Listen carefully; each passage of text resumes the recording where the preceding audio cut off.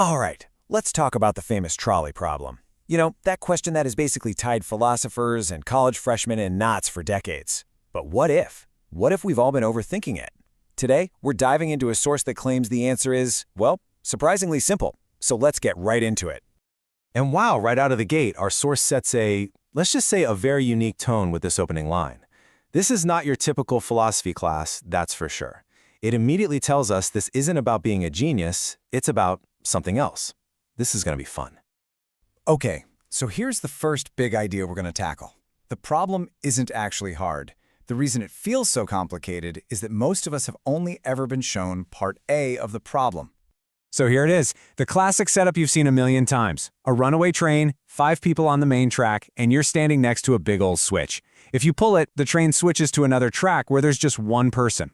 And as our source helpfully points out, no, the people can't just move, mostly because the stick figures are hard to animate. So, that's the big question here, isn't it? In this nice, clean, theoretical world, what do? Do you pull the lever and get involved, or do you just let fate take its course? And, the answer seems kind of obvious, right? It's simple math. One person dies, 5 people live. That's a net gain of 4 lives. Most people say, yeah, of course, pull the lever. But here's the catch. This isn't the real problem. This is just part A. Okay, so that's the theory. But our source argues that what you say you do and what you'd actually do are 2 totally different things.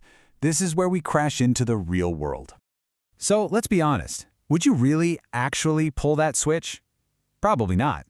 Because when you're faced with a real life-or-death crisis, your brain doesn't just calmly do the math. Your body takes over. You go into fight, flight, or what most of us would do, you freeze. You just stand there, hoping someone more qualified, literally anyone else, is going to show up and handle it. And this brings us to the part of the problem that really gets interesting. This is the variation that tests our gut feelings and introduces what our source calls the moral calculator. Okay, so the scenario changes completely. Same 5 people on the track, same runaway train. But now there's no lever. You're standing on a bridge over the tracks, and next to you is a very large man. The only possible way to save those 5 people is to physically push him off the bridge and onto the tracks below to stop the train. Now, would you push him? The question is way harder now, isn't it? For almost everyone, the answer is an instant gut-level no. But why? Think about it. The math is exactly the same. You're still sacrificing 1 person to save 5. And this slide just lays it out perfectly. Yeah, academics might call these situations mathematically equivalent, but just look at the difference. The action goes from pulling an impersonal lever to the very direct, violent act of pushing a person. And the victim status? It changes from someone who is already on the tracks, already in the danger zone, to a total bystander, just minding his own business. And here it is. This is the key insight from our source. That instant no you feel in your gut, that's not just some random emotion. That's your brain's moral calculator running a super complex analysis in the background at lightning speed. And it's weighing a whole lot more than just simple numbers. So what is this super fast calculator even thinking about? Well, first there's the practical stuff, right? Like the plan is just nuts. It's totally unreliable. But more importantly, it's processing fairness. The man on the bridge is an innocent bystander. The person on the side track, though, they were already on the train tracks. They were in the zone of danger. They were, as this source puts it, fair game. Okay, so if the rule isn't save the most people, but something more like do what's fair, then let's really put that idea to the test.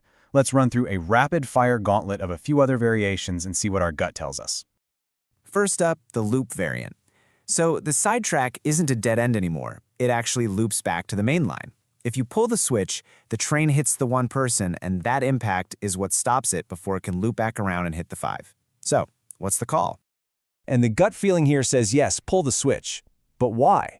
Because, once again, that 1 person is on the track. They're already part of the system, in the zone of danger. They're fair game. All right, let's try another one. Back to the original setup. But now, if you pull the switch, it doesn't just divert the train, it completely derails it, sending it flying into a nearby backyard where a guy is just chilling in his hammock. Do you do it? The answer here is a big no. For one, derailing a train is crazy unpredictable. Who knows what else could happen? But more importantly, just like the man on the bridge, the guy in the hammock is a complete outsider to this whole mess. And as the source so elegantly puts it, hitting him would just be kinda mean.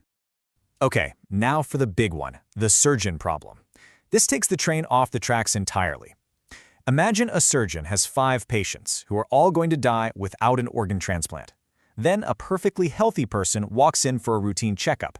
Should the surgeon sacrifice that one healthy person to harvest their organs and save the 5? Does the math still work? And the answer, of course, is a hard no. And this quote right here, this sums up the whole argument perfectly. It's not about saving the most lives, it's about doing what's fair. The 5 sick patients, well, they're already in a desperate situation. They're fair game for the risks of a major medical procedure. But the healthy person? Absolutely not. The moral calculator sees a crystal clear difference. So, just when you think your gut feeling has solved everything, the philosophers come up with even more extreme scenarios, all designed to push that moral calculator of yours to its absolute breaking point. And here we have it, the final boss of trolley problems, the one that tries to make you put a value on different kinds of lives. How many people you might consider bad would you be willing to sacrifice to save one person that society considers good? And the source's answer to this supposedly impossible question is just perfect. It completely sidesteps the whole moral trap and just goes for pure, hilarious self-interest. It's not about weighing lives at all. It's about getting that shiny medal and getting out of there. So what have we learned? Maybe the trolley problem was never really a math problem to begin with. Maybe it's always been a fairness problem.